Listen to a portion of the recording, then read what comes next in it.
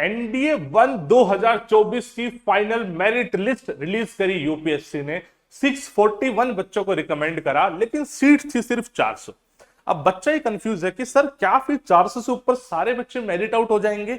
नहीं, इतना simple scenario नहीं होता है। और यह भी पॉसिबल है कि भाई साहब आपकी रैंक है 390 फिर भी आप मेरिट आउट हो सकते हो। मैं पूरा प्रोसेस समझाता हूं, कंप्लीट एक स्टेप वाइज प्रोसीजर है एनडीए की मेरिट लिस्ट का। उससे पहले मैं आपको बहुत ही खुशी के साथ ये बात भी बता दूं कि टोटल सिलेक्शन का अप्रोक्सीमेटली 14% रिजल्ट यानी 89% असेंबली ने दिया है, वो भी सिर्फ ऑफलाइन प्रोग्राम से। हाँ जी, यानी जिस बच्चे ने हमसे ऑफलाइन माध्यम से रिटर्न या फिर एसएसबी की तैयारी करी थी, मैं सिर्फ उन बच्चों की बात कर रहा हूं कि हम इतना रिजल्ट दे पाए हैं।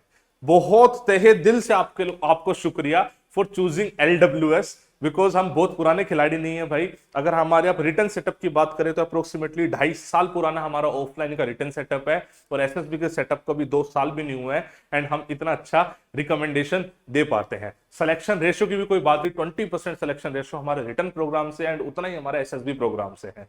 और भाई बस यही है, जब ये रिजल्ट आते हैं तो बहुत ही अच्छा लगता है। एंड इसमें हमने ऑनलाइन बच्चों को नहीं काउंट करा है। बिल्कुल पॉसिबल हो सकता है किसी बच्चे ने ऑनलाइन कहीं से तैयारी करी हो और फिर ऑफलाइन हमारे पास एसएसबी के लिए आया हो, तो आपको मल्टीपल जगह पे दिख सकता है। बच्चा ऑनलाइन में सिर्फ एक प्लेटफॉर्म से तैयारी नहीं करता, मल्टीपल प्लेटफॉर्म से तैयारी कर रहा होता है। ऑफलाइन में जो बच्चा आता है हम उसी को क्लेम करते हैं, बिकॉज एक्चुअली उसी को हम अपने रिजल्ट बता सकते हैं।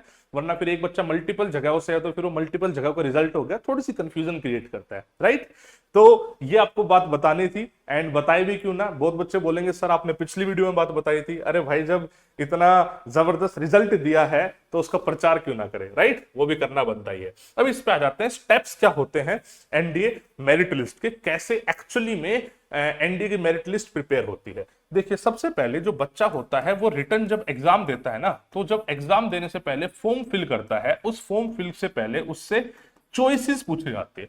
वो चॉइसेस होती है, बताओ भैया आपकी फर्स्ट चॉइस क्या है, आप बोलोगे मेरी फर्स्ट चॉइस सपोज कर लो आर्मी है। सेकंड चॉइस क्या है, आप बोलोगे एयरफोर्स है। एयरफोर्स में पूछोगे आप ग्राउंड ड्यूटी के लिए जाना चाहते हो, यस या नो। आपसे पूछेगा कि आप फिर थर्ड चॉइस क्या है, नेवी है। फोर्थ चॉइस क्या है, इंडियन नेवल अकेडमी है। बहुत सारे बच्चा क्या करता है, ये इंडियन नेवल अकेडमी नहीं भरता या फिर इसमें से कोई एक चीज नहीं भरता। फिर अगर किसी बच्चे ने फॉर्म भरते हुए किसी पर्टिकुलर फोर्स को नहीं भरा, आईएनए को नहीं भरा, तो कभी उसके लिए एलिजिबल हो ही नहीं पाएगा, बिकॉज यहीं से फाइनली डेटा फेच हो रहा है। ठीक है जी, अब आपने ये भर दिया है। अब उसके बाद आप जब सपोज करो आपने रिटर्न क्लियर कर दिया और उसके बाद आप जाओगे एसएसबी के लिए। एसएसबी का आपको पता ही होगा, एलडब्ल्यूएस के 15 दिन के रेजिडेंशियल प्रोग्राम है, जो कि एक्चुअली में इंडिया में बेस्ट है because of our selection rate. आप किसी से भी जो बच्चा एलडब्ल्यूएस से पढ़ा उससे कंफर्म कर सकते हैं। तो सपोज करो आपने एसएसबी दिया और आप भाई साहब रिकमेंड भी हो गए। जो बच्चा रिकमेंड होता है ना, बस उसी के मेडिकल्स होते हैं।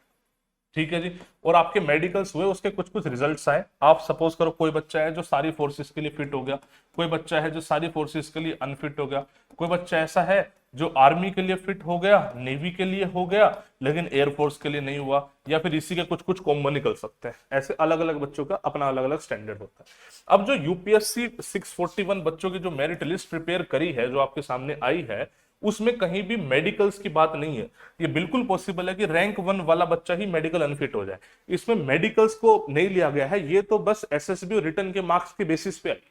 ठीक है, मेडिकल्स का सिस्टम अलग है, वो इस लिस्ट से कोई लेना देना नहीं है। अब है क्या, जैसे हम अपनी बात करते हैं, जैसे सपोज करो रैंक 26 है, अपना ही बच्चा है, ठीक है, मौर्य। तो रैंक 26 जो अपना बच्चा है उसका, अब रैंक 26 उसकी आ गई मेरिट में।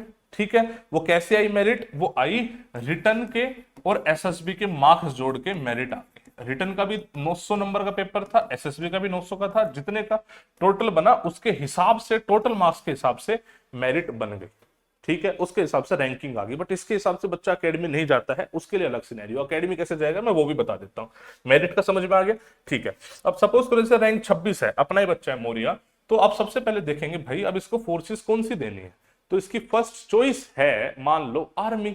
ठीक है, तो देखेंगे क्या आर्मी में सीट अवेलेबल है, बोलेंगे हाँ जी अवेलेबल है। क्या ये आर्मी के लिए मेडिकली फिट है, हाँ जी फिट है, तो इसको आर्मी अलॉट करते हैं। मेरी बात समझ पा रहे हो। अब जैसे दूसरा बच्चा अपना रैंक 60 है, ये भी अपना ही बच्चा है, रैंक 60। अब सपोज करो इसकी फर्स्ट चॉइस थी एयरफोर्स, तो देखेंगे क्या एयरफोर्स में सीट अवेलेबल है, हाँ है। क्या ये बच्चा एयरफोर्स के लिए फिट है, नहीं है मान लो, तो उसकी सेकंड चॉइस पे आ जाएंगे जो थी आर्मी। तो क्या आर्मी में सीट अवेलेबल है? हाँ जी है। तो क्या बच्चा आर्मी के लिए मेडिकल फिट है? हाँ जी है। तो इसको आर्मी अलॉट कर देंगे। बात आई समझ में? अब ऐसे ही मान लो रैंक आगे 390, राइट। 390 वाले की फर्स्ट चॉइस थी आर्मी, सेकंड थी एयरफोर्स या कुछ भी। तो सबसे पहले गया कि भाई 390 वाला, तो क्या ये बच्चे इसकी फर्स्ट चॉइस है आर्मी, तो क्या आर्मी में सीट अवेलेबल है?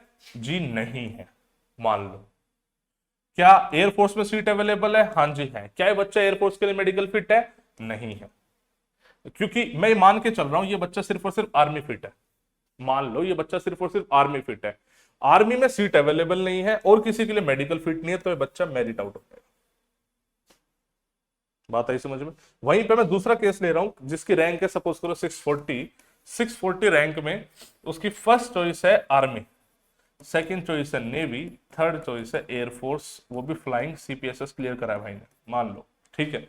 अब देखेंगे तो भाई 640 रैंक, क्या आर्मी में सीट अवेलेबल है? नहीं है जी। क्या नेवी में सीट अवेलेबल है? नहीं है जी। क्या एयरफोर्स में सीट अवेलेबल है? हाँ जी है। क्या ये बच्चा फ्लाइंग फिट है? हाँ जी है। तो इसको सीट मिल जाएगी। ये नॉर्मल सिनेरियो होता है, जो एयरफोर्स फ्लाइंग ब्रांच की वैकेंसी है वो 92 है, और कभी भी 92 बच्चे मेडिकल फिट ही नहीं होते। तो जो बच्चा सीपीएसएस पास करके और मेडिकल फिट हो गया वो अकेडमी पहुंच ही जाएगा।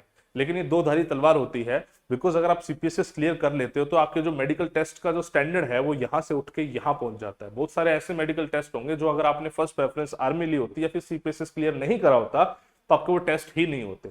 और सीपीएसएस के टेस्ट के बाद खास बात ये होती है कि बहुत सारे टेस्ट ऐसे होते हैं जो नॉर्मली आपके होते भी नहीं, अगर आपने आर्मी या कुछ और चूज करा होता तो। यहाँ पे टेस्ट हो रहे हैं और उसमें अनफिट हुए तो आप सब सारी फोर्सेस के लिए अनफिट हो जाते हो। तो ये दो धारी तलवार है। अगर इसमें मेडिकल फिट तो मेरिट की कोई टेंशन नहीं है, लेकिन अगर मेडिकल फिट नहीं हुए तो ये भी हो सकता है कि आप तीनों के लिए अनफिट हो। तो दो धारी तलवार है, बच्चा सोच समझ के उस चीज को चूज करता है, उसको करना चाहिए नहीं करना चाहिए, राइट।